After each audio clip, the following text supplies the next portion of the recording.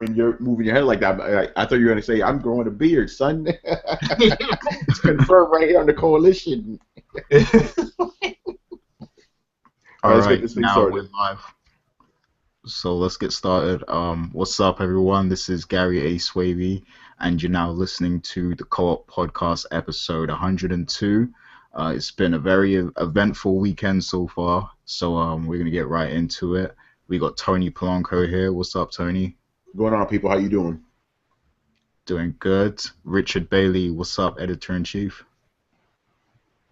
Yes, what's up, everybody? Hey, been a very good weekend thus far, I guess you could say. Cool. And we got Michael A. showing his face once again. What's up, Mike? What you been up to? That was good, people. Yeah, just on the grind, basically. So, yeah, Xbox lost. On that note, it's going to be a very, very interesting show. So, let's get to what we've been playing real quick, just to, check up on you guys, see what you've been doing and everything. So, Richard, what you been playing this week? I've been playing some Wolfenstein: The New Order. I went back to try and get the platinum trophy. It's taken forever to do that, but I haven't really had that much time to play it. Just been playing a lot of WWE because I want to make sure when I write my review that I, point out every issue that's wrong with the game. And believe me, there's a lot to discuss. So look for that soon. Aside from that, that's pretty much it. Nothing else. It's been a pretty busy week for me, so I ain't had that much time to play. That's understandable. I still need to play Wolfenstein though, because I feel like it is legit one of the best games of the year, and I really need to play that and Shadow of Mordor because I know Dragon Age won the award, but I really want to confirm it, compared to the competition and everything. That was robbery, and they should have won. But yeah. Okay, I'll argue that a bit later. But Tony, what's up? What you been playing? It's funny. It feels like 2 weeks ago, but it was literally just 5 days ago. Like I finished playing Dragon Age. That was all I was playing for 2 weeks. I didn't play nothing else. I put 120 hours into that shit. Finally got the review out there, and then the game I played after that was Game of Thrones. Really fucking good game. It was fantastic. I don't want to spoil it for you guys. And then after that, just been, pretty much getting ready for the shit we're talking about here, PlayStation experience and the Game Awards. How to set everything up there. I haven't really played games in about 3 days now, but it seems longer than that. But it's only been a couple of days. It's kind of crazy. But yeah. Check out Game of Thrones if you like Telltale games. If you like Game of Thrones, you gotta check that shit out. It's fucking great. Yeah, I definitely need to play that. I need to cop that Game of Thrones season pass or whatever it is. I saw it was a little bit more expensive than the Walking Dead and the Wolf Among Us. That's what kind of turned me off of buying it straight away, because I wanted to see if the price would go down a couple pounds on Steam or something. But yeah, you know why it's more expensive, right? Because they got to pay Peter Dinklage, son. Yeah, and there's an extra episode compared to those other games, I think. So yeah, I guess it's worth it. So yeah, Michael A., what have you been playing? I was playing Dragon Age like the rest of you guys. I only got 20 hours in myself. I'm still in the Hinterlands area, but I'm one of those completionist dudes. Yeah, that sounds about right. 20 hours in the Hinterlands, that sounds about right. I have to do everything that I can, and I made the mistake of playing it on the hard difficulty first playthrough, and I picked the mage, and I was streaming it, and people were like, "You shouldn't have done this. It's going to be really hard for you." I'm like, "Why?" The human mage is really bad. You should have just picked a warrior if you're human, or picked anything else and gone rogue. And I didn't understand what they meant until I would fight, try to close some of those rifts. And I'd be a level 7 or 6, and they'd have me fighting level 12s. And I'm like, whoa, exactly what the hell am I supposed to do in this situation? It's basically me trying to find a glitch that I could take advantage of to beat the enemies. But, yeah, so now I'm just trying to go around and level my characters, level my team up. I'm enjoying the game so far. I've run into some glitches where, missions won't let me complete them and whatnot. For some reason, there was one mission where I had to find the great bear for the claws, and legit on stream I ran them out for 9 hours and I couldn't find them. They kept giving me brown bears.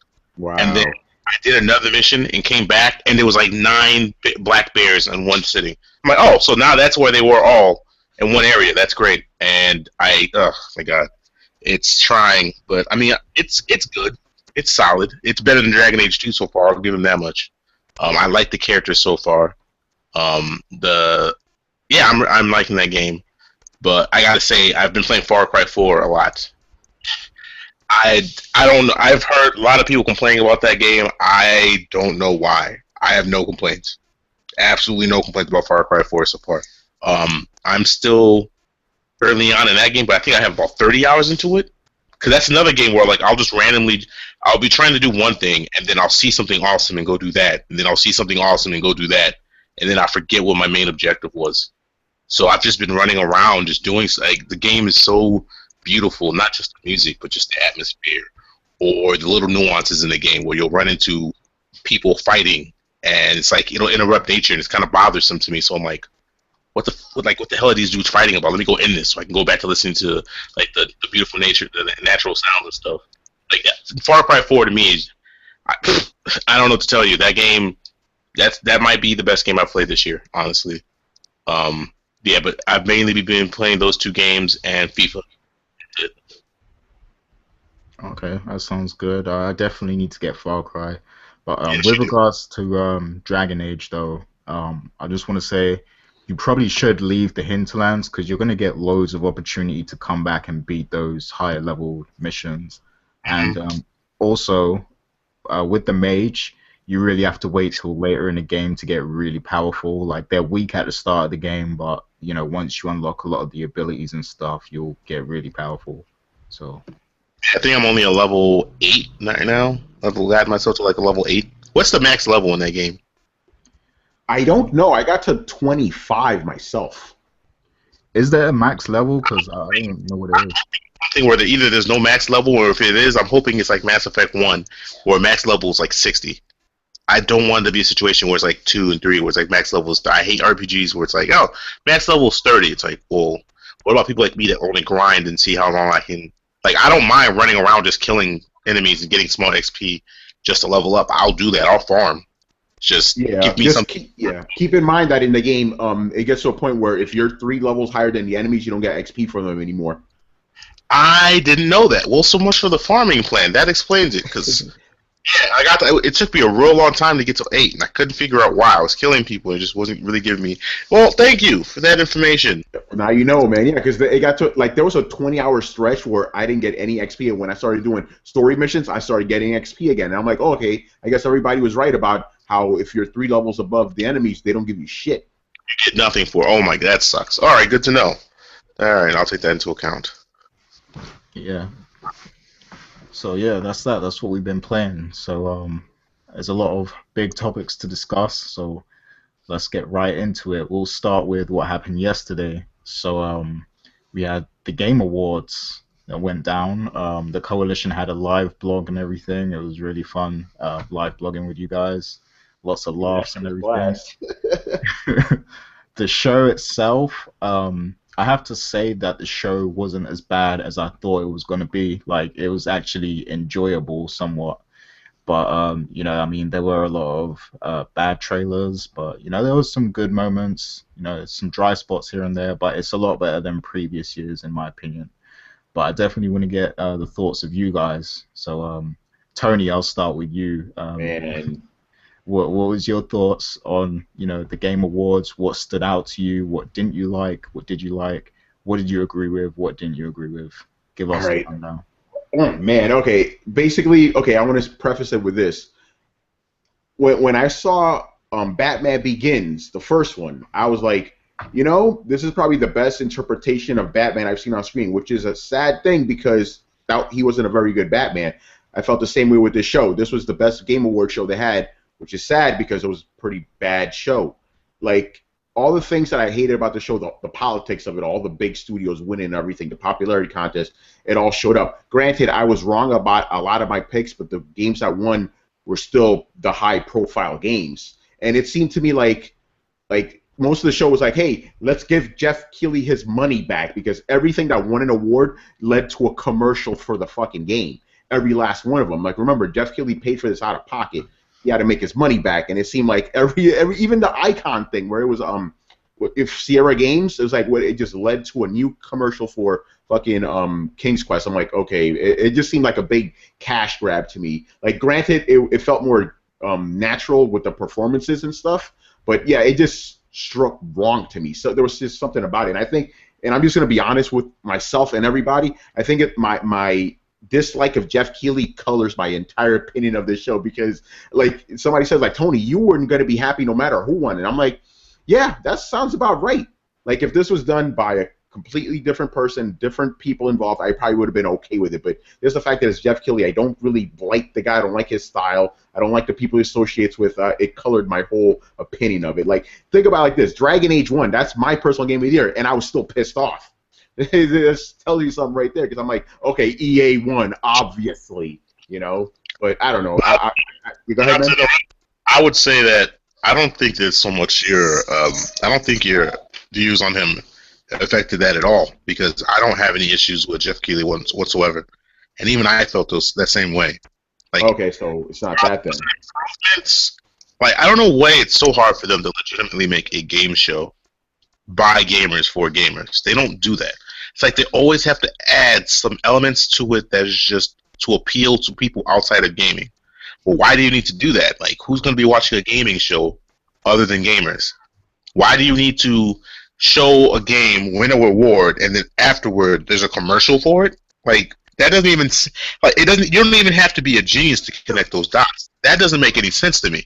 Like, yeah. It's almost like you're slapping me in the face. Like, I don't really appreciate that. Yeah, and then there's like Mario Kart. Sorry, I gotta say this. Go ahead, man. Best sports racing game is one. That category is bullshit, man. Yeah, and then you give it to Mario Kart. I'm like, no, that doesn't make any sense at all. Of course, Mario Kart's gonna win if you lump it and you just go by like the voting of casual gamers, or if you look at sales. But I mean, in terms of what the game's done for a genre or whatnot, in terms of racing, I don't see how you could put Mario Kart over Forza Horizon 2. I'm sorry, Forza Horizon 2 is the best racing game that came out this year. Why are we lying to ourselves? Like, let's be 100% honest here. But you know why Mario Kart won, though, bro? Because it's the more popular game. That's why. But that's the thing. Are we awarding things for popularity or merit? Are we awarding them for so many people like this game, or this game as an individual game has done more to progress its individual genre than the other game? That's the way it should be, but it doesn't feel that way. The way this show is structured. Go ahead, Gary. Yeah. Nintendo had a lot of involvement in this show too, so yeah, no shit. Reggie Fils-Aimé bookended the goddamn show. He started, he finished it. That already right there. I'm like, wait, what's going on here? And he was just always there. And Nintendo won a lot of awards too. Something seemed very wrong about it. And you're right about what you said, Mike. It's like there were so many commercials for something that's supposed to be for gamers, and it's on fucking the internet. It's not on Spike TV. They don't really need to be having those commercials. Why did it have those commercials? Because Jeff Keighley needed to make his fucking money back. But it got to a point where I'm like, okay, what's a trailer and what's a commercial? I didn't see the distinction at one point, you know? And then the length, and then the length, 3 hours. Who needed to see this shit for 3 fucking hours? Done. I'm sitting there like I took a double take, like halfway. What the hell else could you really have? I'm thinking there's maybe 20 minutes left. Like, I'm just waiting for the Zelda premiere. What else do you have? I don't really understand it. And then the rest of the show just really dragged on. I just stopped caring. I was just waiting for Zelda, honestly. Yeah, I gotta ask you about your Zelda thoughts, but go ahead, Gary. Oh man, I really gotta get your thoughts on Zelda, Mike. But go ahead, Gary. That's actually what I was gonna ask him next. But yeah, I mean, I was just gonna say I stayed up till 5 a.m. for that. Like, that show went on way too long. Like, it didn't need to be that long at all. There's a lot of categories they could have just skipped over. But I guess they needed to give certain people screen time, you know, just for, I don't know if they were sponsors or, you know, if it was political or whatever. But, you know, they just gave a lot of screen time to unnecessary things, and that affected the show. But Gary, didn't you hear they did skip over some of the awards? Mm-hmm. What award was they skipped over that made no? It was like skip over because the one that they should have shown on screen, or the ones that they skipped over. Like, I think it was Developer of the Year or something like that. They just didn't show on air. And I'm like, well, why would you do that? That doesn't make any sense. That's retarded, because they had that YouTube award or whatever it was. Like, yeah, like, why is that on stream? I don't care about that. What does that have to do with video gaming? Like, I really don't care. Like, I mean, and I'm not, and I actually, I mean, shout outs to Total Biscuit. Like, I respect the dude, but esports player of the year? Like, why is that an award? Why is that giving, like, Wait, you forgot another one. Best remaster of the year. Why was that even the category? Yeah. I'm like, come on, man. It's like, and like I said, I don't personally have anything against Jeff Keighley. Actually, I mean, I'm not going to say much to say I'm a fan of the dude because he does kind of he doesn't seem genuine all the time. That bothers me. Mm-hmm. He almost seems like he's a puppet at times. But I understand that that's not really a knock on him. That's just how the industry is. I respect that he's put in his work. I'm not going to knock anyone for putting in work. It's just more so with like, it's like, I don't know why he just doesn't go get, and I'm not saying there's some category of what a gamer is or isn't. Not even that. Like, just, you can randomly pick gamers from different genres, from different eras, from different levels of hardcoreness, quote unquote, and ask them of their opinions on the show and use that feedback to make a show. It didn't feel like they did this. It feels like they looked at what other communities do for their award shows. And keep in mind, that's a bad template to use anyway, because those award shows are ass. Let's be honest. And they said, let's do that for video games. And it's like, that's not going to work, because that's not what gamers are. That's not what we're looking for. Like, even if I don't agree with your award, like, even if I don't agree with your choice, I should at least understand why you picked it. If I don't understand from a logistics reason why you picked that award, you haven't done your job. That was this entire award show to me. I was just sitting there dumbfounded, like, and people wonder, hey, how come you never pick a game of the year or anything like that? It's because no one does it right. It's just like, what game is more popular? I don't care what's most popular. What is the most quality product of the year? That should be the discussion. It never is a discussion, though. No, it's always a popularity contest. Always a popularity contest. Every time. And then, you know what, going back to what you said, they always go, oh, yeah, we want this to be the Oscar of the gaming awards. That's the problem right there. That's the problem. You shouldn't be like the fucking Oscars. The Oscars are shit. The American Music Awards of the gaming world. Like, yeah, we saw what the American Music Awards did. Well, didn't they give Iggy Best Hip-Hop Artist of the Year? Yeah. Oh. You want a copy? Like, no. Like, why would you? Never mind. I'm getting angry.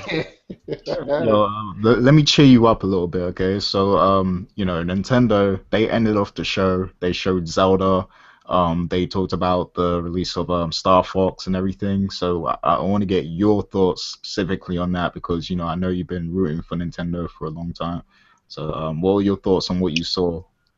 Honestly, I think it's a huge step for Zelda. Just what they've done with the franchise in this game, from what they show, I should say, I haven't played it yet, obviously. Because, like, honestly, the first time they showed the game, I was already impressed just on the visuals. And I know people are going to say, oh, that's hypocritical. I thought you made fun of graphics source. It wasn't so much the graphics that impressed me. It was just the work, like the way they displayed the world that this Link is going to be moving around in. It was just beautiful. Like the grass, you could see the differentiation between each region. Like it just looked beautiful. It was just grandiose, and that's something that has always been a part of Zelda, but has not been accurately portrayed, in my opinion, in Zelda. Zelda games have been too segmented for regions. They do that so you can know where you are. But I've always wanted that experience where I'm standing in a part of Zelda in Hyrule or wherever I am in the Zelda universe, and I can just look out and see other parts. You never could really do that. In this game, you can literally do that on that part where you're standing kind of that hill, and you can see all the other parts of the places you can go. And they tell you, yeah, everything you can see, you can go to. That might sound like something you've heard from many other games. I mean, yeah, it's not like a new thing to gaming, but it's a new thing to Zelda. It's like, wow, I can literally look at, okay, I can see a dungeon before I had to go there, and I'm not just going to see that dungeon and go there because I need to get a certain piece for a weapon. It's something that I can see, and then that will make me want to explore it versus exploring it because the narrative tells me I have to. Like, to me, I think that's progress for the franchise. I need to see more. Obviously, it's still too early for me to judge. Am I playing that game when it comes out? You would be a fool to bet money against it. I'm playing that shit. Of course, I'll take out a mortgage if I have to. But yeah, honestly, I'm impressed. And this is, I mean, I don't know what reasons people are going to give the hate on the Wii U now. It's like exclusives matter now, as we've seen from Sony's recent moves.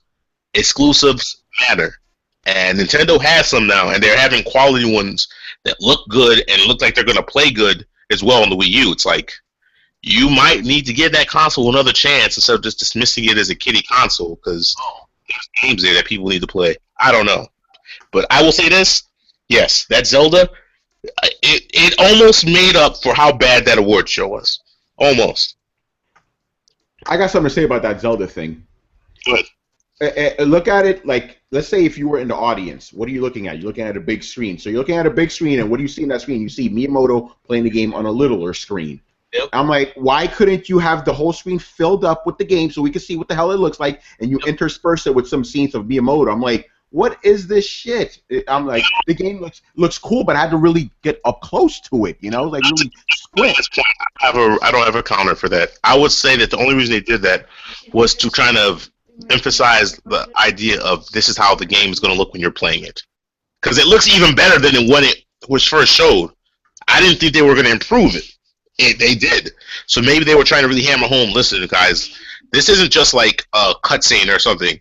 The game looks like this when you're playing it, and it may even look even better. Who knows? But at the same point in time, it did kind of take away from it. It's like something that's aesthetically pleasing. Why would you kind of almost like you almost don't want to take people out of the element of the game? You want to keep them in that world versus that fourth wall barrier when you're seeing someone standing there. That's a good point, honestly. I hadn't really thought about that, to be honest. Yeah, that's what I'm saying. I'm like, just do some careful editing. That's all. Like, you edit Miyamoto playing, you have the real game, you have Miyamoto, and that's good. Yeah. But no, it's just him playing it. I'm like, wait, what? I'm just watching this dude play, and like, I want to see the game. Like, even that little box they were showing, I'm like, that looks cool. I want to see more of that. Couldn't see it. I think it's really Nintendo's style. Like, they like to be descriptive with what they show. Like, you know, they like to add their own narrative to it, to, you know, so that people fully take in what they're seeing and everything, and their vision. That's just, you know, it's their style. That's why they do the whole Nintendo Directs and everything. Like, that's what they do. But I do agree with you, though. I would have liked to have seen the game up close. But yeah, Richard, have you got any thoughts on what we saw at the Game Awards? Yeah, well, I'm going to echo the sentiment of a lot of what was already said. The show was way too long, for one. A lot of the advertisements, we already know that was in there so that Jeff could, you know, he needed to make some money after blowing all his money on the event. So that's understood. I definitely still, going in line with what was said about Nintendo, I have to say Nintendo definitely, I don't care what nobody say, they definitely made sure that they invested into this show, because they were highlighted way too much in this show. And I know Microsoft, of course, they already said they wasn't going to be at the show. Now, in comparison, you will wonder why that is. I know they're working on something else, or they're trying to work on finishing the projects they have already announced, but they should have tried to be there one way or another to have something out there, because, yeah, Nintendo and Sony was what everybody was talking about at that show. But yeah, too many awards. I mean, the developer of the year, I agree. That should have been a presentation for that. And I don't buy that Nintendo would win that award, because some of the other people on that list deserve to be on there, except for Ubisoft. They had no business on there. So whoever the hell made that decision, they need to be reevaluated to see if they are a good fit for that job. But that's my personal opinion. The show was too long. It was okay. Very interested in that. You know, I'm glad that Dragon Age won, even though I haven't played it yet. So it was good to see something different win for a change. Other than that, though, it was okay. Better than last year for sure, but yeah, just okay. A lot of indie stuff, but it's okay. Yeah, I mean, so Dragon Age, you know, it won the award for Game of the Year. You know, Tony already expressed how he feels about it, you know, that it was manipulated because it's EA and everything. But you and Michael, what are your thoughts specifically on, you know, Dragon Age winning? Because I'm proud, to be honest. Like, I'm glad that the game got recognized for its quality, because, like, you know, a lot of people shitted on Dragon Age 2. And for a long time, people looked down on Dragon Age when actually, that game had a lot to offer. There's so much story in that game. There's so much lore. And, I personally find the storyline and the lore and everything more interesting than Mass Effect. That's not taking anything away from Mass Effect because that's still one of my favorite games last gen, period. But, I just feel like Dragon Age was kind of looked down upon because, Dragon Age 2 was obviously, it wasn't the greatest game in the world, but, I still think the storyline was there and everything. But yeah, check out the editorial we did where we defended that game, by the way. Yep. But going on what you said, yeah, I mean, here's the thing, because I was like, Dragon Age, no way is this gonna win. No way, it's an RPG. I'm like, it's not gonna win. But that blocked me from realizing it's still EA. Because I said, and I will admit I was wrong. I said the game that was gonna win was Hearthstone because it was Activision. But then they won earlier, so I'm like, wait, what the fuck is gonna win now? But if I didn't have that mental block of like, hey, this is an RPG, RPG cannot win, I would have been like, okay, EA's going to get it. But it's not taking away anything from Dragon Age, obviously, because I still think that is the best game, easily the best game I played this year. So I don't know, I'm conflicted. I can't even say I'm glad it won because again, award shows are stupid. They're meaningless. What does it really mean that Dragon Age won? Is it going to get more money or something? Like, what does it mean exactly? Like, okay, it won, but in the end, it doesn't mean a damn thing. I mean, like you said, the whole show is basically one giant advertisement for all these games. Like, the winners of the games get more recognized. I'm sure Dragon Age will get more recognized now, probably, boost in sales. But it doesn't really mean much in the end. It's just a commercial, a giant commercial. Yeah, that's what it is. So I can't even be happy about that, Well, I do have a question that you guys can answer. Now, the first Dragon Age, wasn't this considered a cult classic? It didn't really get the recognition it deserved because, for whatever reason, it got overlooked. So, yeah, I think with Dragon Age Origins, it was mainly how it looked. Like the graphics wasn't the best graphics at that time. They seemed kind of dated, but the content spoke for the game pretty much. Like the story was amazing, the DLC, the expansions, like that game just had so much to offer. But I think people, they look back at it and see how dated it looks and everything, and it's hard for them to go back and play that game, I guess. But if you can, give it a try and get into it, like you'll be sucked in, I guarantee you, after a few hours or so. Yeah, but yeah, I think Richard's right. When it originally came out, people didn't really, I mean, like it had a big following, but it wasn't like a huge following. It wasn't like Mass Effect. Mass Effect became like an instant success for the first team, but Dragon Age, the first one, it was like, okay, that's cool. And then Dragon Age 2 came out, nobody talked about it. So when this one came out, I assumed it's going to be the same thing. So it's kind of weird to have Dragon Age get recognized now. It's very odd, I'm still disturbed by that game winning. I'm sorry, I don't. Yeah, Shadow of Mordor and Far Cry 4, maybe it'd be a discussion. And even then, I'm like, no. Like, no, I don't. I mean, it's not. I give it props. It's like the first RPG, I suppose, for the next gen consoles, like multi-platform at least, that I can think of off the top of my head. So, I mean, it was a quality one. It's an improvement of Dragon Age 2. I don't know if I like it more than Dragon Age 1 yet. I probably will, maybe. I don't know. There's something about Dragon Age. Like, this game looks better, but it still doesn't look like when I look at the game graphically, I can see the effort they put in, like the little things, like the blood that gets on you when you're in battle, all that kind of stuff. But it just doesn't look impressive to me.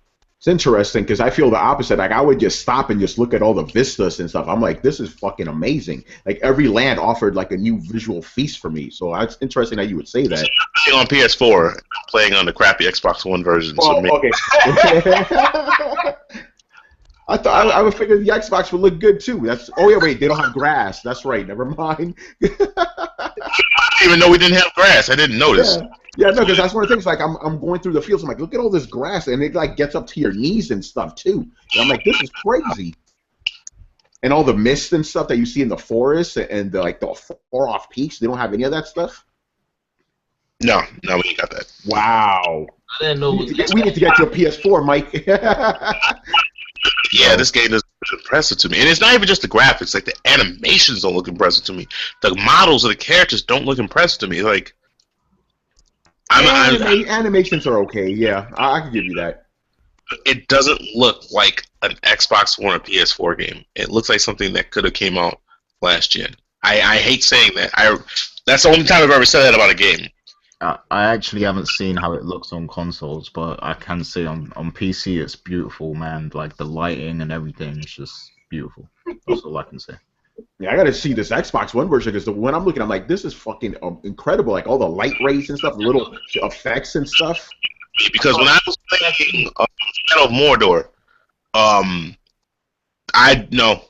that game blew me away visually. Like it's just a beautiful game, atmospherically, graphically, obviously, just like the tone, everything. Like it just looks beautiful. The animations, not even just in how you move around and all that, and how smooth they are, like the fight scene animations and all of that.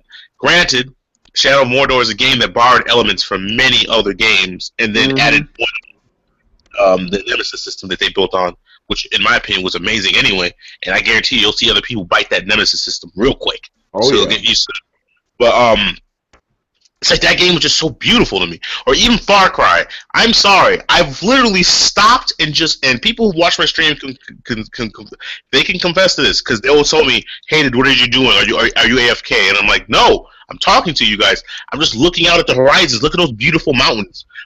I'm watching an eagle attack a random person. I'm watching bears and lions fight or something. Like I'm just watching all this awesome stuff. I'm like this game is just beautiful to me. I haven't had a moment like that in Dragon Age. Like the closest thing to that in Dragon Age for me. That's interesting, because I think like 10 hours of my 120 hours were just spent me just looking at all the shit around me. It's great. Like, and even in that game, they have animals attacking each other. I'm like, okay, I'm gonna watch this now. This is just interesting to me. I'm gonna get to the highest peak and just watch everything that unfolds. That's kind of sad that you haven't experienced that, because that's part of what makes Dragon Age so appealing to me. It's like this one specifically. I'm like, damn.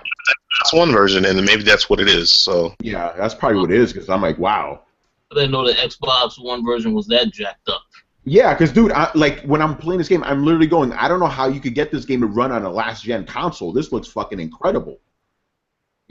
Yeah, I mean, I wouldn't say that it's going to be the best looking next gen game or anything like that. I'm pretty sure Far Cry and a lot of other games look a lot better. But for what Dragon Age is, an action RPG game, I think the graphics are really well done for that, considering it's a huge world with all that content and everything.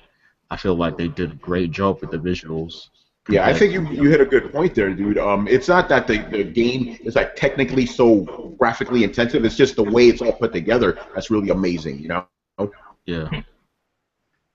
Yeah, definitely. So that was the Game Awards. Let's Metal Gear. We didn't talk about Metal Gear. That was the best highlight of the show, man. Yeah, about that. How can I forget about Metal Gear? Slap me right God. now. I saw that man take interest in that game. What's that? What? Wait, say that again? Metal Gear. Oh, you're cutting out hardcore, bro. Cutouts. Can you guys hear me? Nah, still say something again? Yeah, you were cutting out, bro. Cutting out. Hold on. Are you on your phone right now? That's what you call a big boss interrupting this feed. This is why, couldn't hear it clearly. Yes. But I heard him say he wasn't impressed, but maybe that's why Big Boss had to cut him off. Uh-oh.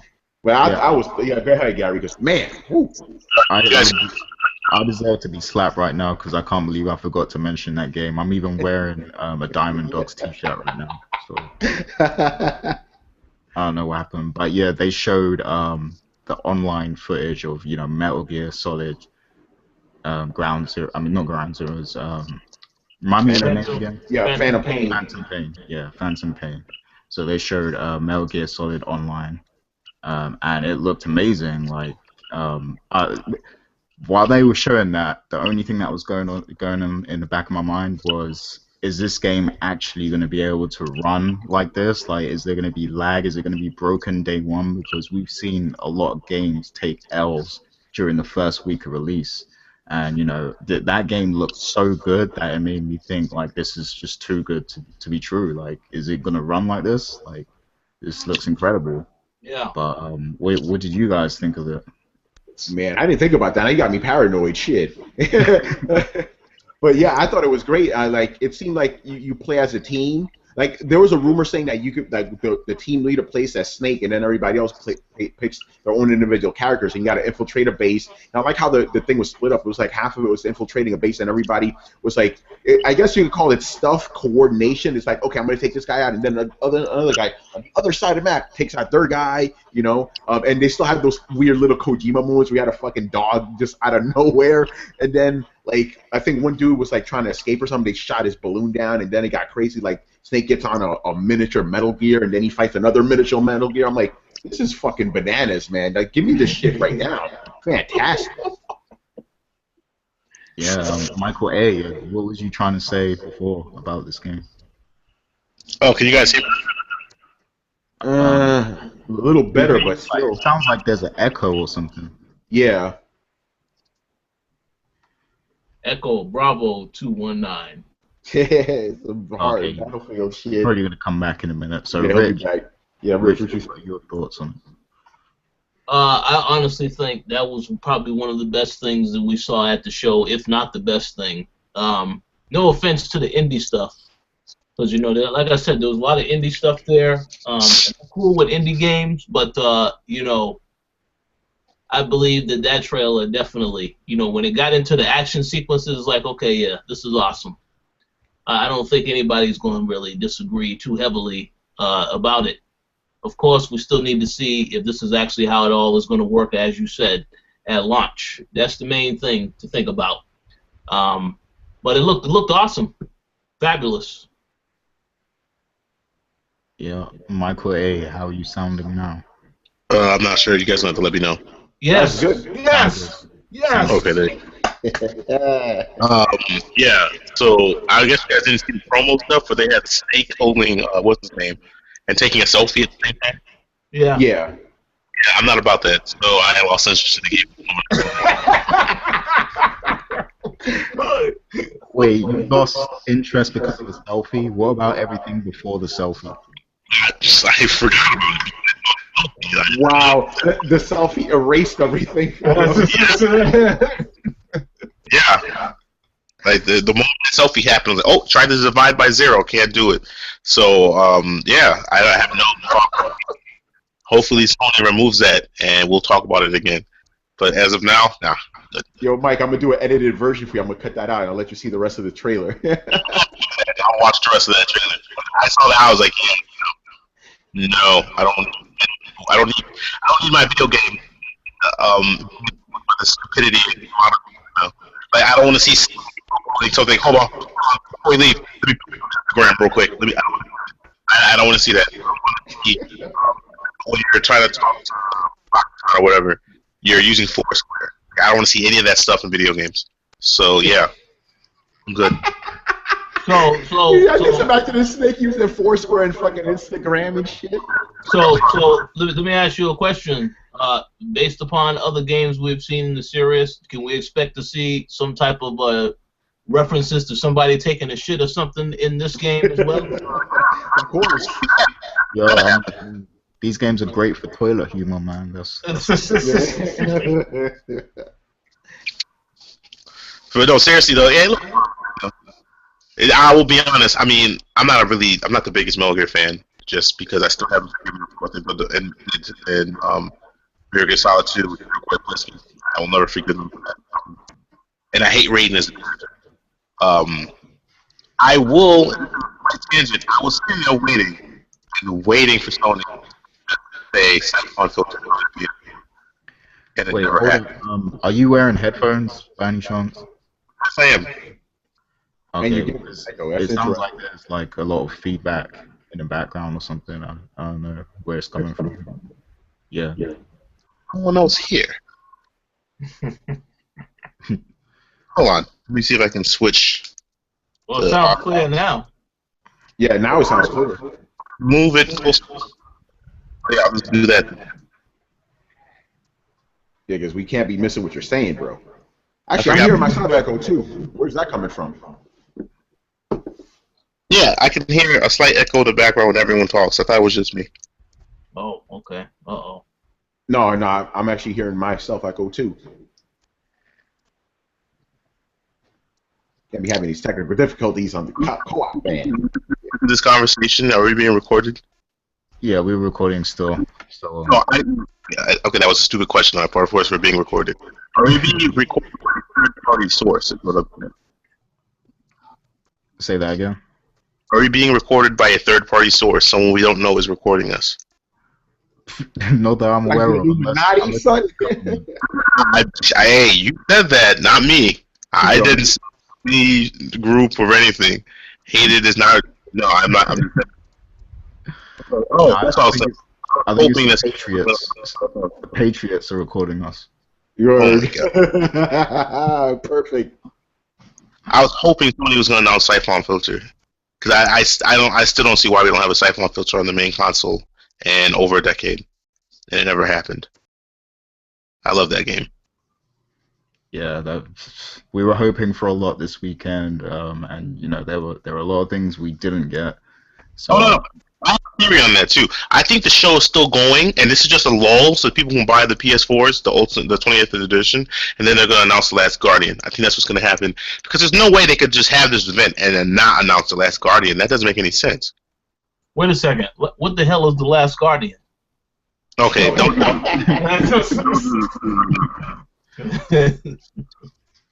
That, wait, have you already now are you talking about today's event, Gary? Yeah, I guess. Yeah, we're moving on, I guess. Okay, we might as okay. well get into it now because the conversation has led that way. So, you know, the Sony Experience event, the keynote happened today, a couple hours ago. There were a lot of bombs dropped, so, you know, let's get right into it. One of the bombs that wasn't dropped was The Last Guardian. So go ahead, Rich. What did you have to say? Yeah. Well, let's talk about that show. We are going to give them praise for the other stuff, but I have to point that out. The last two games they showed. Now, I love No Man's Sky. The game looks awesome. They're having an event tonight for that game. So I kind of thought, okay, well, that's why I wasn't expecting to see it at this particular conference, because they're having something later on tonight specifically for that game, where they're going to show more gameplay and there's going to be a live band performance. So that is expected. Moving on, though, they also shown this new game. I like David Jaffe a lot. You know, very outspoken guy. I like a lot of the stuff that he's done in the past. This new game, though, I'm just not sure about it right now. I'm not sure you want to close an event showing off these games, because you would think, well, there's going to be a Megaton announcement at the end of the show. You know, they come up on stage, announce so and so, drop the mic. That's what I was expecting to happen, because they said, well, we got 2 more games to show. So I'm getting hyped, thinking, okay, I see No Man's Sky. Okay, that's fine. Okay. Then this last game, no, that's not good enough. Last Guardian, hey, maybe next year you'll get an announcement about that, but I don't really know what's going on with that game. People was talking about, oh, they're going to show a new Crash game. Nah, man, I don't know about that either. But there should have been something for the 20th anniversary that really would have brought everything home. That's why I thought there was going to be a huge announcement, but I guess that's the other stuff we're going to talk about. The other games that were dropped. But yeah, what did you guys think? Yeah. Okay, we just talk about it. Uncharted, like Uncharted. They showed Uncharted, and it was glorious. Yes. Glorious. I'm overhyping a little bit, but it looked really good. It looked really, really nice, man. I like how just that small section, it was like 15 minutes of gameplay, had a lot of different areas. Like you had a coastal line, you had like a cave, you had a mountain top, you had fucking jungle. It was like, wow, this is crazy. It's really cool. I mean, granted, it was still standard Uncharted, you know, but Uncharted is still good. So I was very happy with it. Yeah, I mean, that's exactly what I was going to say too. Like, to me, it was just standard Uncharted, but there were a few things that made me say, wow, like the rope the way he used the rope, you know, when he was sliding down, shooting, and then he, you know, jumped up and punched the guy or whatever. Like little things like that were really cool to see. But I don't think it's fair for anyone to like super overhype the game because it is just Uncharted again. You know, it's the same kind of gameplay. It's But true, with that though. being said, Naughty Dog do a great job with, you know, their games, so it's still going to be a great game regardless. It's just, you know, I don't want people to overhype it and raise the expectations of Uh-oh. people. That, you know, that's all I'm going to say about it. What did you think about Uncharted, Rich and Michael A? Let's let Michael A go first. Is the technical difficulties resolved? I'm not sure. All right, keep talking and we'll see. Okay. I have a theory, Richard. Can you mute yourself? Oh, Mike, go ahead. Go ahead. what's up? How does it sound now? You sound perfect. No more Oh. echo. Good job, Rich. Anyway, what was I saying? Oh, for Uncharted, I mean, I'm not the biggest Uncharted fan, so I wasn't impressed at all, to be honest. The best thing about the Uncharted reveal was the memes people posted online about what the Tomb Raider developers were saying after seeing Uncharted, which was just funny to me. Wait, what happened? People were just like, "Oh, the Tomb Raider developers be like," it was just pictures of people like either shooting themselves in the head or drinking bleach or running away scared or something like that. It was just all funny stuff on the internet. My objectives and opinions of it, I mean, it looks like it's gonna be like you guys said, a standard of Uncharted game. It's gonna be quality. I have questions about the story since Amy isn't there anymore, but I mean, pretty much everyone in Naughty Dog appears to be a quality developer or artist or story writer or whatever they're doing. They don't really put out bad games. So I imagine this is going to be a game that's going to be nothing less than great. Will I play it? Honestly, no. I just don't really want to play it. But it doesn't look bad. It just isn't my cup of tea, I should say. Okay, is Tomb Raider your cup of tea? No. Okay. It used to be. Current one? No. Okay. I don't like the new model for lore. I don't like the stupid oh, I really hate tombs. I'm like, oh my god, who writes this? Who writes this stuff? They should be fired. They should be fired immediately from that company. Yeah. I don't know. I'm just waiting for you guys to talk about Street Fighter. That's what I'm excited to talk about, honestly. Yeah, we're gonna get there. We're gonna get there. Yeah. Rich, what are your thoughts on Uncharted? All right, only got one thing to say. I agree with a lot of what was said already. It very much is like Uncharted. This is the standard Uncharted that you know and love. I thought that was the best thing they showed prior to what you will announce next. Yes, this is going to be a Game of the Year contender. I don't want to say it is the Game of the Year just yet because I'm looking forward to The Witcher 3. I'm looking forward to Batman Arkham Knight, a whole bunch of other games. But this game looked impressive. Everybody wanted to see more. They kept asking if it was going to be gameplay or just another trailer. So I think they delivered. They showed quite a bit today to get people excited. But yeah, looked great. I have absolutely no complaints. The game definitely is going to do extremely well. This is the game I thought the PlayStation 4 would have launched with, but you know that wasn't going to happen because they decided to rush these consoles out. So, but yeah, it'll be worth it. It's going to be worth the wait. Yeah, I don't think there was much chance of it launching with it because, you know, they were coming off of the success of Last of Us and everything, and, you know, so I think they needed a lot more time to work with this. But yeah, it's shaping up to be great so far. I mean, you know, I hope people don't overhype it too much because, you know, like the thing is with hype, it kind of raises everybody's expectations, and then, you know, when the game comes out and it is what it is, like people get upset for no reason because they think it's supposed to be this huge, superior Jesus type game or something. Watch Dogs, for example. Wait, hold on a second. What the hell? What happened? We both coughed as Watch Dogs at the same damn time. That's hilarious. Oh, Yeah, we both no, did that. Hey, but wait a second. I want to respond to what you say, Gary. This is Naughty Dog.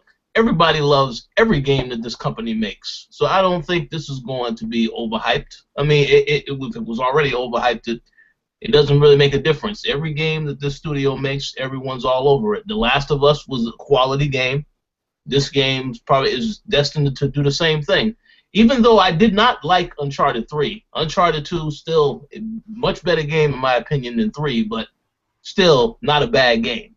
I agree with you, Rich. I thought Uncharted 3 was just okay. Yeah.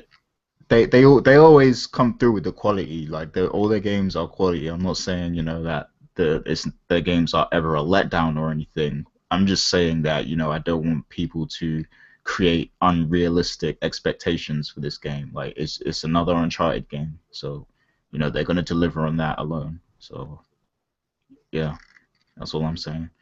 But let's get into the elephant in the room that we really need to discuss. So that's Street Fighter 5. Hold on. Before that, I want to say this. I'm very glad because I'm one of those people that buys every iteration of Street Fighter. I'm so glad I didn't buy Ultra Street Fighter 4 because now that's coming to PS4. So I'll definitely be picking that up on my PlayStation 4. But yeah, Street Fighter 5. Holy shit. Official now. Official.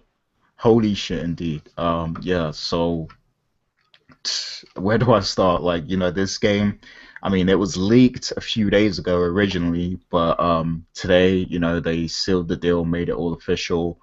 Street Fighter 5 is exclusive to PS4 and PC.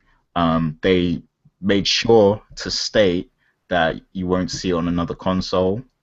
And, they also said that it's going to be cross-play between PS4 and PC, which is a huge deal in my opinion.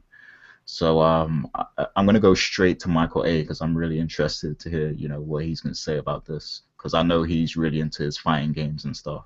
So Michael A, man, what are your thoughts on this? Honestly, this is nothing but win for Sony, and I guess for PC market, and it's really a big slap in the face to Microsoft for them to release a game that barely sells on PC in relation to Xbox on the PC and not the Xbox. I mean, it's almost like they're saying, yeah, we're going to single-handedly kill the fighting game community on your console because the only game there right now is KI. That's it.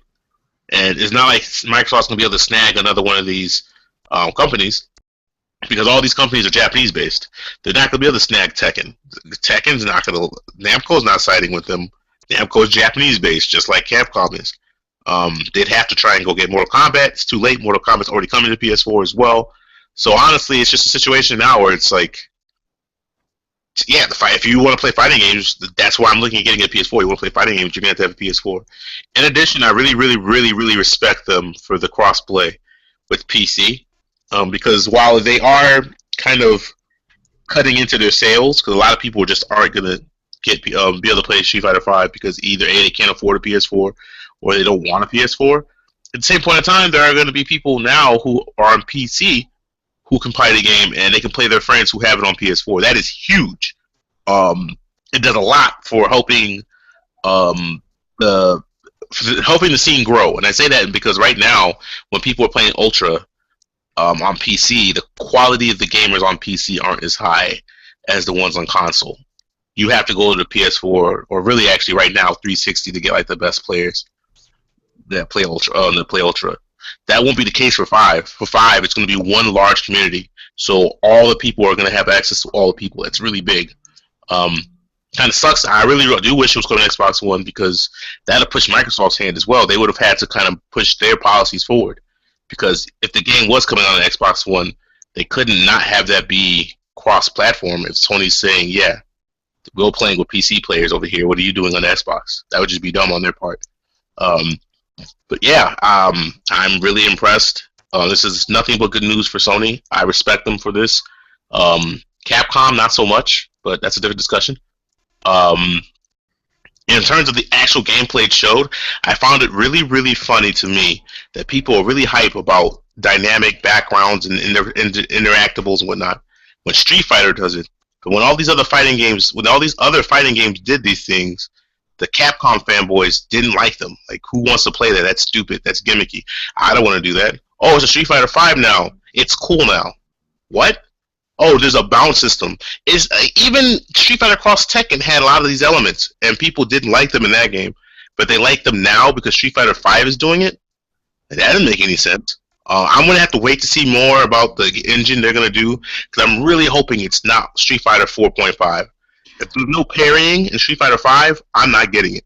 I don't want to play another game where it's just focus attack and ultra engine based. I want it to be. I want parrying to be back in the game. Like you've given people an entire game to learn the basics and get back into it. Now go ahead and progress the genre again. Don't just keep it where 4 was. But that's my take on it. What do you guys think?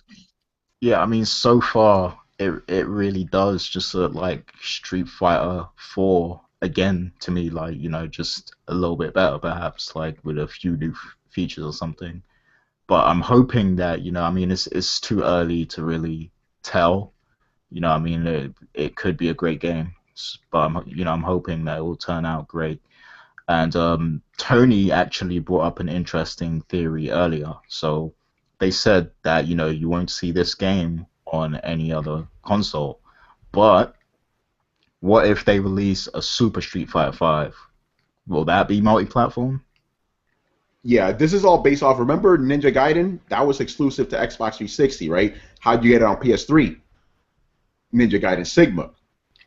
It's hard for me to believe that a game as huge as Street Fighter would remain exclusive to one console. I do have even though that's what I think, I still have a reason why maybe I'm wrong about that. But yeah, it seems to me that if you want to get it on Xbox, and you know this is Street Fighter, if you guys are Street Fighter fans, you know how it works. So you have the first game, then you have Championship Edition, then you have Super, then you have Ultra. You're gonna get other iterations. It's hard for me to believe that it's just gonna stay on PS4 and PC. I think that's how you can get it on Microsoft. However, and this is something I want to tell you before the show, but I want to say it for now. What if Capcom is doing this exclusivity thing because they just don't have the money to actually put the game on all these consoles? You think that might be in play? Because we know Capcom is kind of struggling these days. That's kind of, I'm not saying this is a fact. I'm just asking this question. Like, do you think that had anything to do with it, their financial troubles? Yeah, that was I don't see how they wouldn't go to Microsoft and say, "Can you help us put this on your console?" I know, but I mean, like they can only develop on one console. That's what I'm trying to get at. Like, okay, we only have enough money to do it on this one console. But that's what I'm saying. Like, Street Fighter isn't a game that, I mean, it's always been a game that they ported over. I don't see them developing Street Fighter from the ground up on each platform individually. Especially since it's a game where you're going to be able to play cross-platform. Best believe it's a game that they're just porting over. They could port this on Xbox One.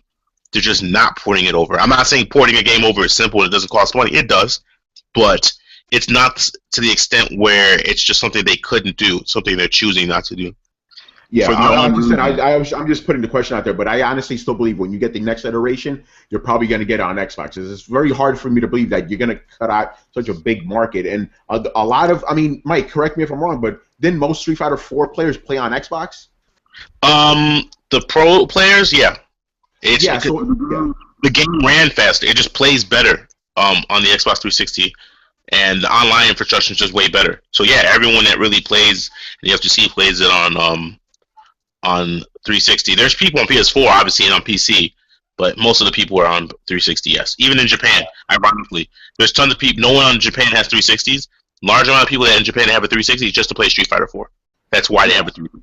That's what, and because of that reason alone, that's why it's very hard for me to believe that all of the other iterations are going to stay just on PlayStation. I honestly believe this will stay there. Them having it on 360 is negated, though. There won't be a superior version. It's going to only be the PS4 version. Yeah, that is true. So, like, that will be negated. In addition, like right now, the install base on PS4 is larger. I mean, yeah, I know Xbox gained a lot of ground on Black Friday. So, I mean, it's closer now. It's not that big of a gap anymore. But it's still a gap. PS4 is winning right now. So, especially in Japan, it's not even.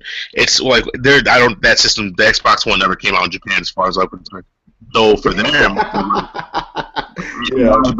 you know, I just don't. That's why I don't think they're gonna do it later. Because even if you were to release Super Street Fighter 5, why? Your entire fan base will be on PS4. Why release it on Xbox One? Yeah, that's the other way of seeing it. And remember, Capcom does have exclusive games.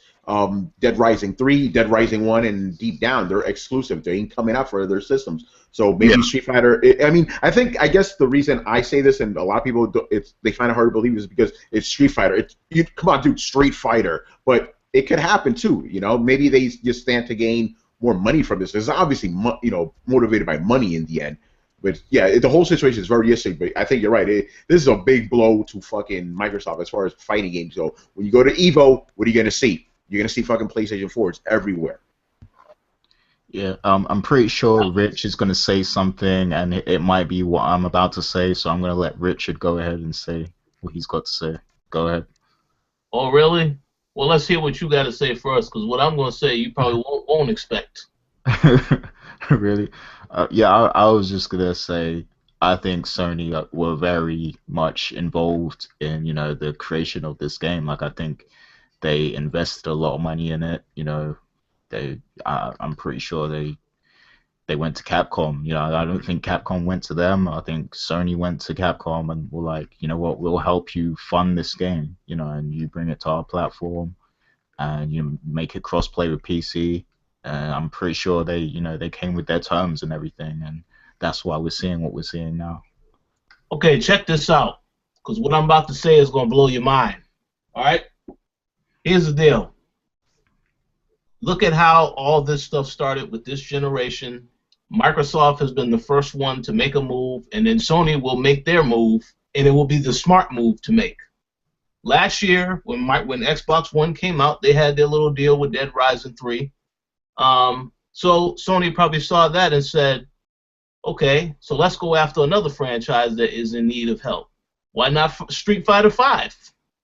So that's pretty much what happened. Now, to take things further, as to answer the question that Mike said about why Microsoft would let this happen, well, honestly, this is all with how the Xbox One launched. The fact that it was $500, and then you have Dead Rising, which was exclusive. You have Rise.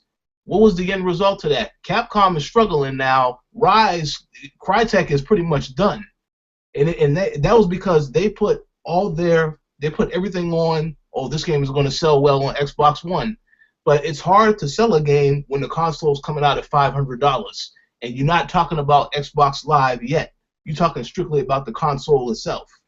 So I think Microsoft shot themselves in the foot. When they first came out with this console, they had these ambitious thoughts about the pricing model when they knew that Sony was going to be the cheaper one after they announced it at the presentation. And I'm pretty sure that the people who were the developers, they cringed knowing that, well, the system is $500. Is it really going to sell that well when the competition is less? So I'm pretty sure that, Sony saw an opportunity, and they deserve props for going after Street Fighter, because everything that they have done so far this generation, it has been in response to Microsoft. Microsoft announces a price, Sony comes out hours later, oh yeah, the system is going to be $400. Every time they've made a response, it's been the smart response. Remember the whole thing about Microsoft talking about the games? Oh yeah, always online stuff.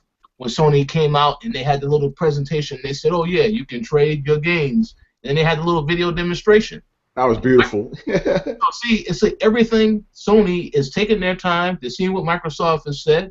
Okay, so let's really say what people want to hear, and let's do what we can to please the fans. So they deserve props. They very strategic. But at the same time, I'm going to say this. I don't want to completely say that I give up all faith on Microsoft, because that guy in charge is going to do some things for Xbox One. That is a known fact. Now, the fighting thing, yeah, they have no competition with that. They will not be able to have a really strong stance in that market. I really don't like how they launched Killer Instinct the way that they did, because that could have been better than what it was. But I will say this. It's a long generation to go. They got plenty of other things they can do. If they focus on making exclusives instead of going after third parties, that'll be awesome. I would like that. But they're going to go after more third parties because of this. But that's my 2 cents. Yeah, you make some great points there. Does he though? Because think about it. The point he made about them responding to losing Dead Rising by getting Street Fighter would be accurate, except they didn't get Street Fighter to counter that. They got Deep Down to counter that. So from Capcom's position, that's 1-1 there. Like they each got a franchise exclusively there. I mean, I don't have a return about the launch price. I already gave you that one months ago. They shouldn't have launched at 500. It was worth 500, yes. But coming out of that and then seeing Sony, and that's the other thing. I don't know why Nintendo, or not Nintendo, I don't know why Microsoft continuously has their press conference right before Sony's every year at E3. It's like you want them to show you up. It's like when you're in a freestyle battle and you always go first. Why would you do that?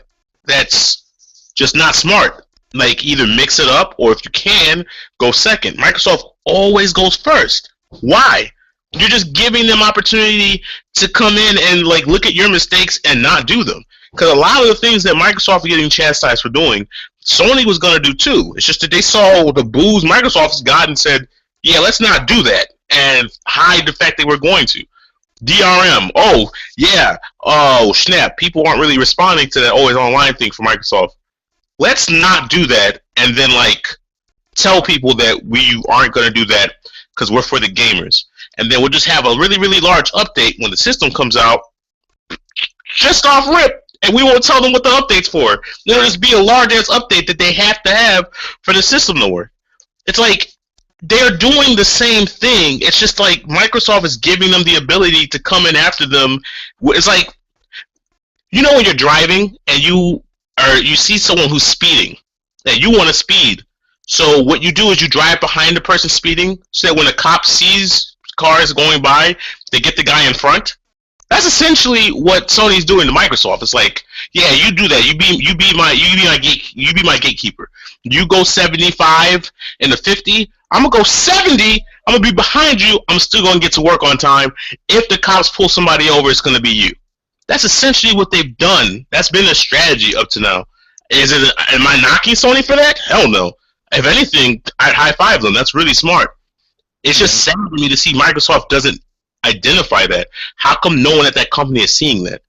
How is it, like, I refuse to believe Phil Spencer found out about this Sony deal the same way we did with for Street Fighter and thought, man, that's a good deal. Nothing we can do about that. Like, no, no way. You're getting paid millions, and that's your thought process. You just found out about this. No, that there's more to it. I mean, I'm not, and like I said in the very beginning, Sony 100% A+. Graduations. You're the real MVP. You've done everything right on this. My actual, if I have a beef on this with anything, it's with Capcom. I don't like that they're doing this because from an FGC perspective, from a perspective of someone like me who's really, really into fighting games, I see what this is going to do to the community. Outside of the cross-platform play between PS4 and PC, this isn't good news because there are tons of people who have Xbox Ones who have FGC heads because they want to play KI. They're already dealing with the fact that they can't play Guilty Gear. But they're like, all right, I can't play Guilty Gear, but I can play KI. KI and Guilty Gear are both niche games within the fighting game community, which is already a niche genre, but they're niche genres in a niche genre. We know what the heavy hitters are in the FGC. Basically, for 2D fighting games, it's Street Fighter. For 3D fighting games, it's Tekken. They're not going to have access to Street Fighter. If your scene doesn't have access to Street Fighter, as bad as this sounds, you don't have a scene. So there's millions of people now, maybe 1 million of them, bought Xbox Ones to play KI. I'm exaggerating. I don't really know the numbers, but let's just say this. 1 million people right now bought Xboxes to play KI for the FGC scene for that. Actually, no, 1 million is way too high. Let's say 500,000. Those 500,000 guys and girls who bought Xbox Ones for Killer Instinct and because they're members of the FGC, they have two choices. You go build a gaming rig that can play Street Fighter V, or you go buy a PS4. The cheaper of those options is $400. That's the only way you're going to get into the FGC now. Your system that you've already spent money for, you can't use that anymore. Because for some reason, Capcom decided your system isn't worthy of Street Fighter V. From that perspective, it doesn't do anything but divide and put an extra burden on the gamers. That's really unfortunate. And it won't even just be the console. I just forgot about something. Fight sticks. Fight sticks are not cheap, and they're not cross-platform. So if you bought that Xbox One and that $150, $200 fight stick for the Xbox One, right now, the only game you can play on that is KI. You'll be able to play Mortal Kombat when that comes. You won't be playing Street Fighter. You gotta make that switch to PS4. Cool. Go get that $400 PS4. Great. the fight sticks for PS4 are the same price. You'll be paying $150 to $200 for a fight stick that works on a PS4. That's a $600 investment to be able to play Street Fighter. How is that going to help the FGC in the long run? Like, that hurts the FGC. That's why I'm so annoyed with Capcom specifically. Sony just looking at this and laughing like, "Oh, you idiots that got Xbox Ones, lol." But from like Capcom's perspective, is like you make a fighting game that's prominent, that's a prominent staple game. You know this. How do you just divide your community like that? I really don't understand that. That's what's bothering me about it. I understand completely why Sony did it. It's a win-win for them. Like, they lose nothing. But for Capcom to do this is just really detrimental to the FGC, and it bothers me. That's all I'm coming from. Like I said, if you asked me to give Sony a grade on this, I wouldn't even give them a grade. I would tell them the student has become the teacher. You aced all of this. Microsoft needs to go back to school. They need to hit up DeVry or something. They're struggling. They need to get a tutor. I don't know what's going on. But from the perspective of a person who plays fighting games, if you're on Xbox One, I mean, I might even have to tell you, and I can't believe I'm saying this, trade your Xbox One and go get a PS4. Yeah, do something to put the price down. Because you're not going to be able to play fighting games on that system. You're only going to get access to Western or multi-platform games. You have no access to Street Fighter. And I don't think there's going to be an Ultimate Marvel vs. Capcom 4 because Disneyland is the right stick, Marvel. But if there is, you're not getting that either. So it's like, what's the point? Like, why? If you're a fighting game fan right now, seriously, why are you keeping that for sure? Though. We don't know that for sure. If they do release another one, why do you think they're not going to get that?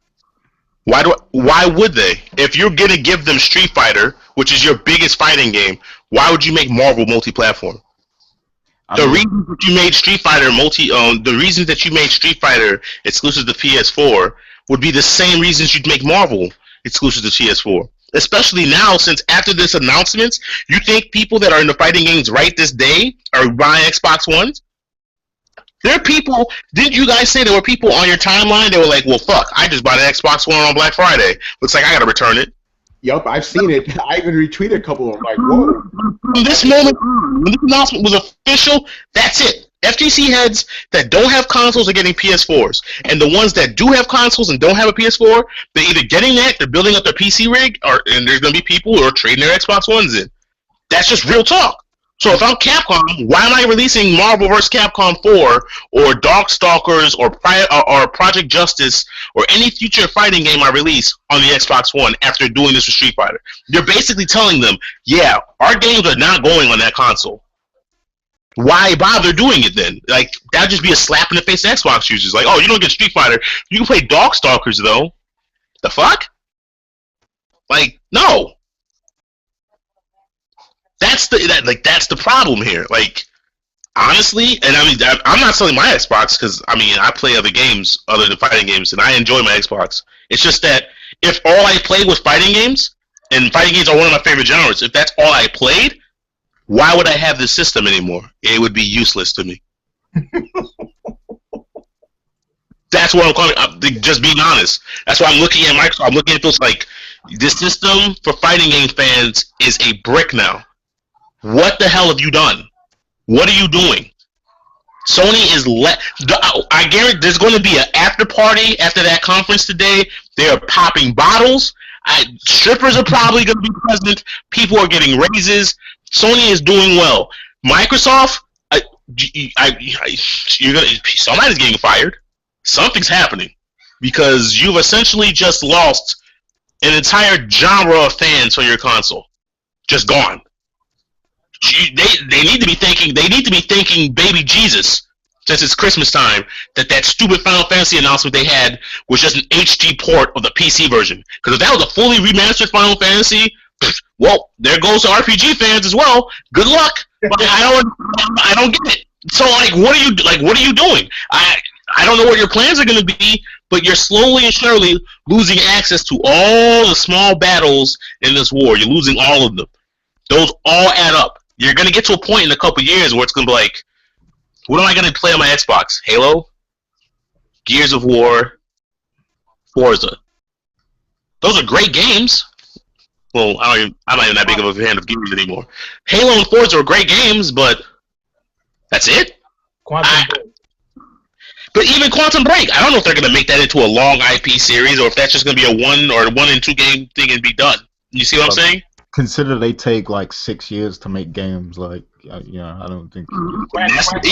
Even if there's going to be a sequel to Quantum Break, I won't be playing Quantum Break 2 until 2019 or 2020 at the earliest. We're not seeing that anytime soon. Not even 2019.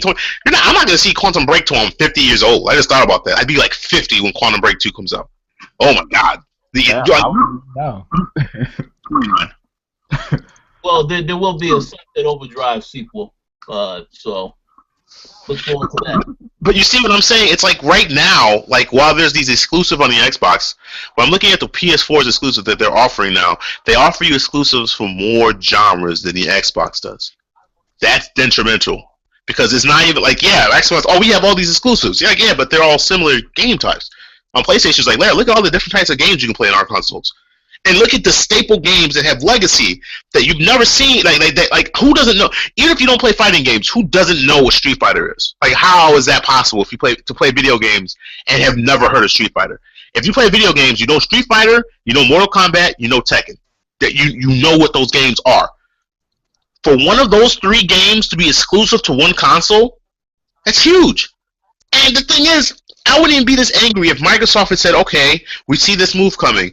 Yo, Mortal Kombat exclusive on the Xbox. I mean, it's an American-made game. It would make perfect sense. But they didn't do that. The game is multi-platform, and the only gameplay footage we've seen of Mortal Kombat has been on the damn PS4 anyway. I think the PS4 is the lead SKU for Mortal Kombat. How are you letting this happen? Like, how are you just completely not caring about fighting game players? I know the fighting game community is a niche genre, so it's not like they're the be-all, end-all of games. But I'm saying that's like, even an avalanche starts from a small snowball. It's like it's starting. It's starting right now. Like Xbox. I mean, if you are an Xbox fanboy, especially, like, you should be worried. You don't go to M4G this week. You need to stay off the internet. You need to just start emailing people at Microsoft. Don't go on the internet today. It's starting, and I guarantee you, if they did all this at this event, we're not even at E3. What is Sony going to announce at E3? Oh, we're bringing Onimusha back.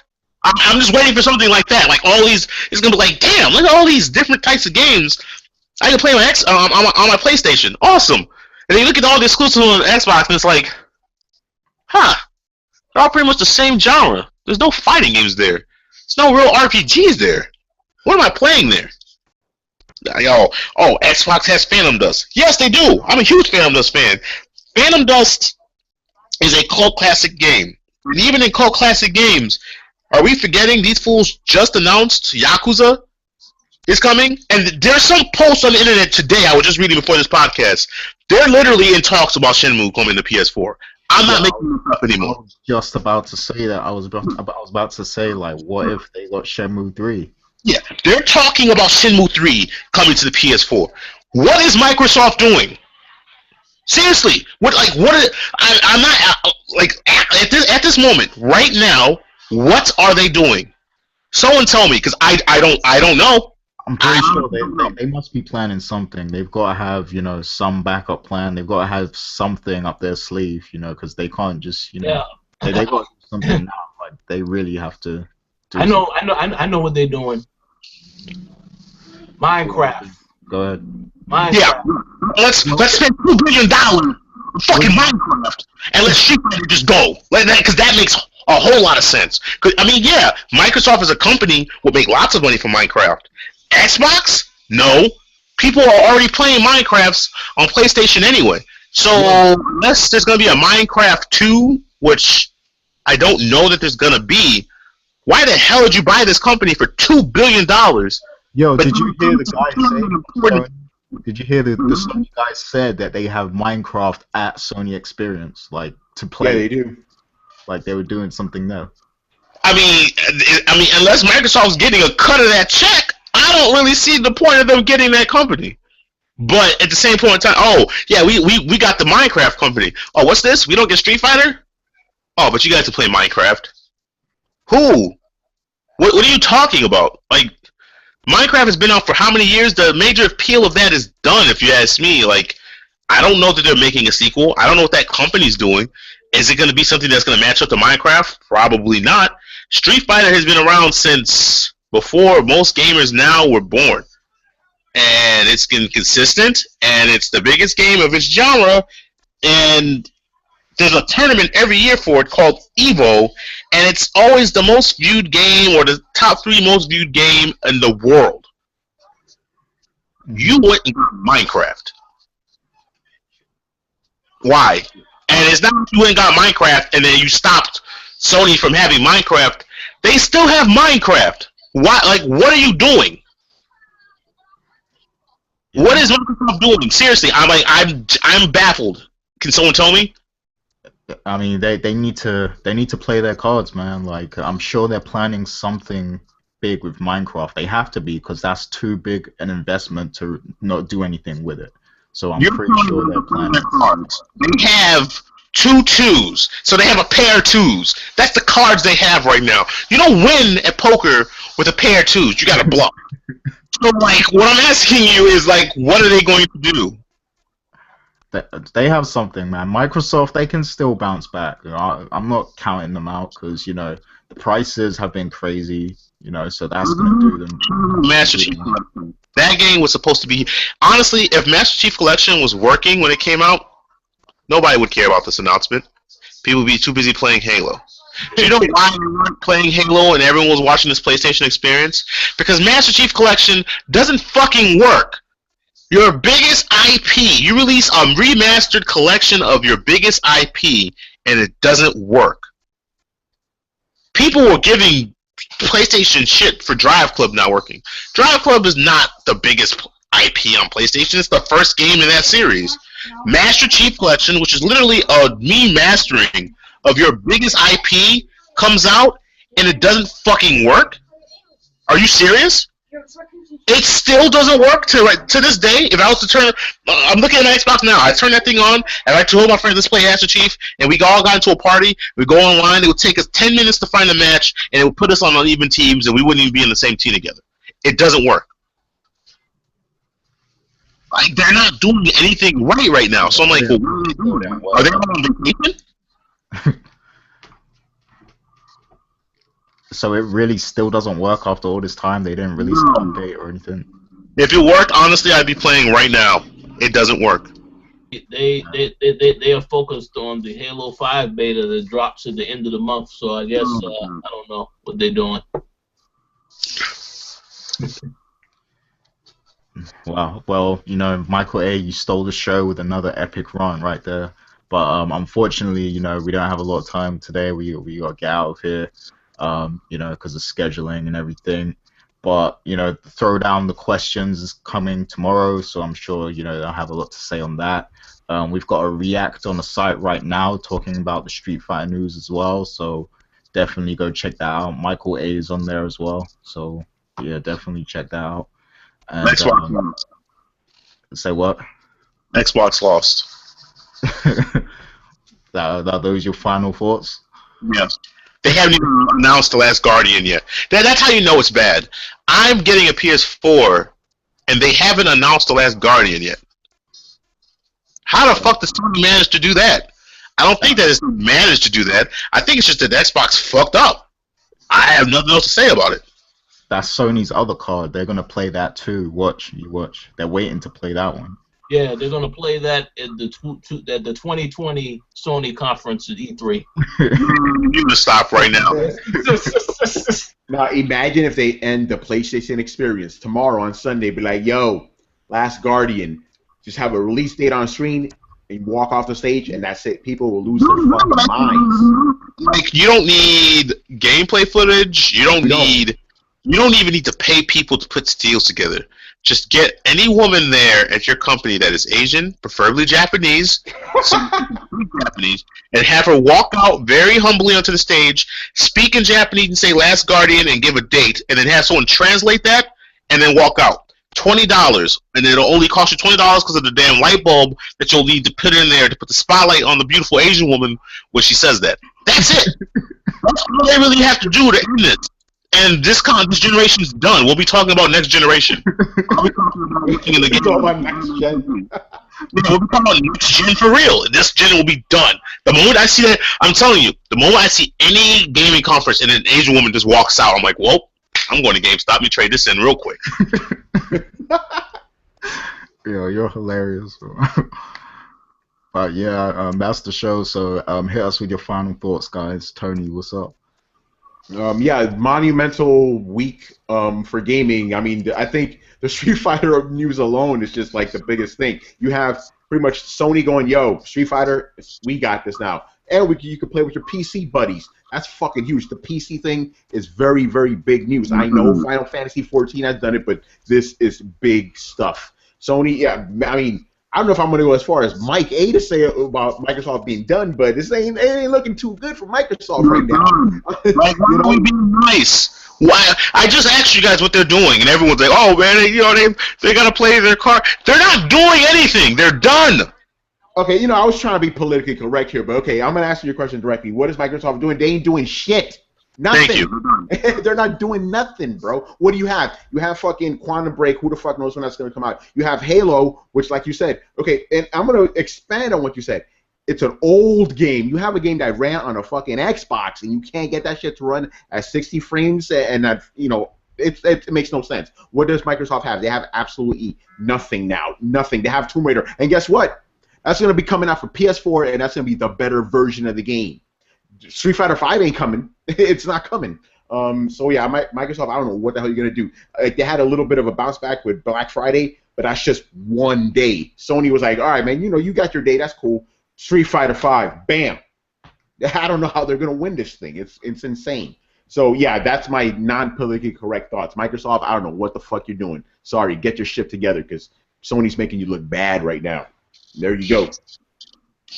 All right, Richard, I know you want to see Microsoft win. So, what are your final thoughts? Wow, whoa, where did that come from? I'm getting you back. Because earlier you said that Until Dawn was my game of the year for 2015. Yeah, so I'm getting you back. All right, well, to answer that question is this. First and foremost, I give a lot of props to Sony. They dropped bombs. They delivered a whole bunch of bombs, not only today, but they've been having an excellent year with the PlayStation 4. So we got to give props there. Now, I will not say that it is over for Microsoft because that is very premature. Unless you don't believe in Phil Spencer at all, then you say, well, no, screw the company. They're not going to do nothing. All the games that were mentioned were games we know about. We don't know what other games they're working on that we don't know about because they ain't revealed them yet. I mean, really have to wait and see how things pan out. Obviously, Sony is in the lead, and rightfully so, because they did everything they needed to do. As far as when they came out, they launched at an excellent price point. They launched before the Xbox One. And they just been dominating ever since. They got all those exclusives. They made sure they had deals in place with the third-party publishers, so they did everything that they needed to do. What Microsoft will do, how will they respond? Well, stay tuned and find out. But right now, yes, they're in bad shape. Does this mean that they're absolutely done, finished, kaput, it's over, they should go out of business now? Hell no. Hell no. We are only 1 year into this battle. So let's see what happens as we continue to move forward, what Microsoft does to respond.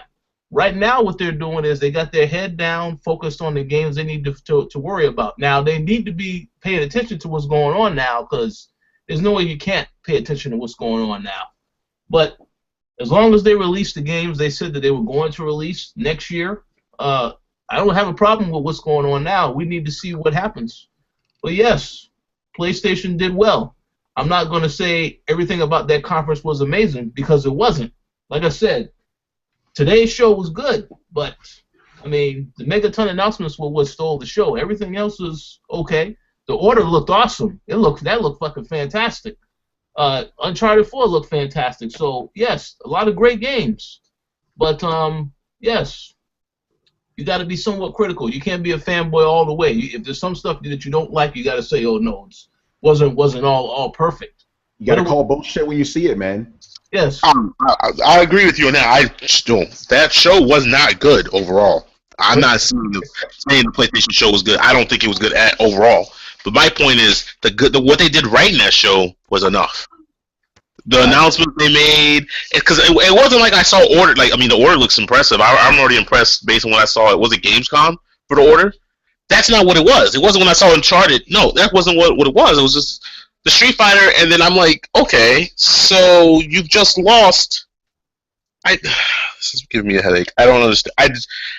I hope I'm wrong. I hope after E-Crow and Jim Spencer comes out and just drops bombs, like just over Baghdad, destroys everything. I hope I'm wrong. Is that going to happen realistically? No.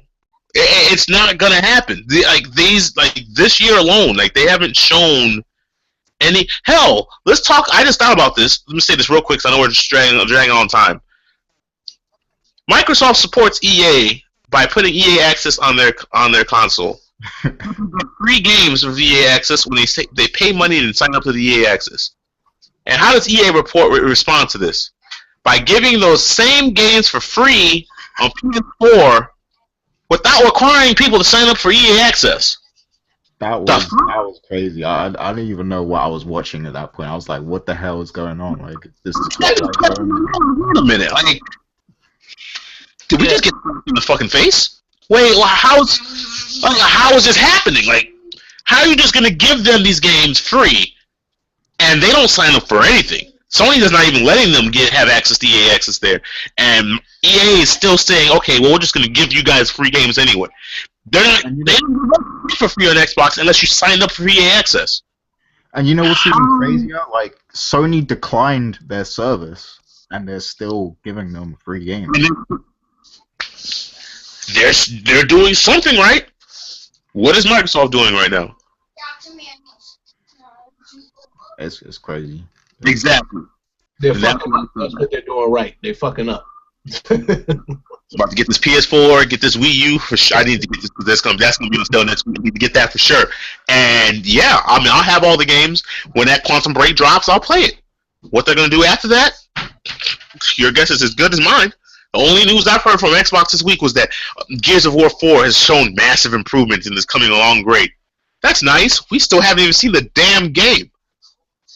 So why are you telling us this? Are you trying to tell us this so that we can get hyped for an E3 conference that's 7 months away anyway? 8 months? Like, no, that's not gonna hedge what Sony has just done now. Like I'm saying, I don't know what person they worship. I don't know what religion Phil Spencer is, but the person he worships is doing work. Because if that Final Fantasy remake came out and it was a legit remake and it looked really nice, you'd see one tweet from Hater Grade and it'd be like R.I.P. Xbox, and that'd have been the last time you saw me tweet.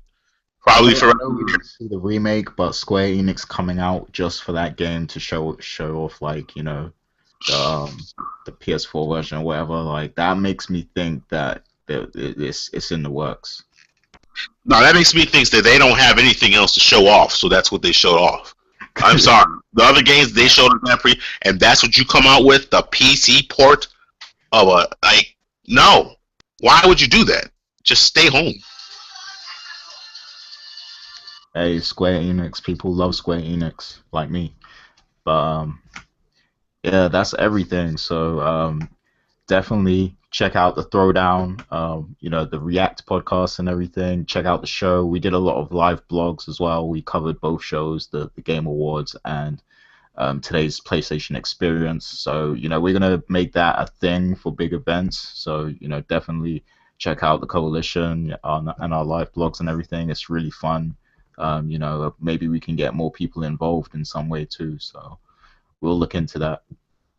But yeah, that's been episode 102 of the Co-op Podcast. Thanks for listening, everyone. Leave your comments and feedback. We're out. Peace. Xbox lost. Xbox lost, but they could make a comeback still.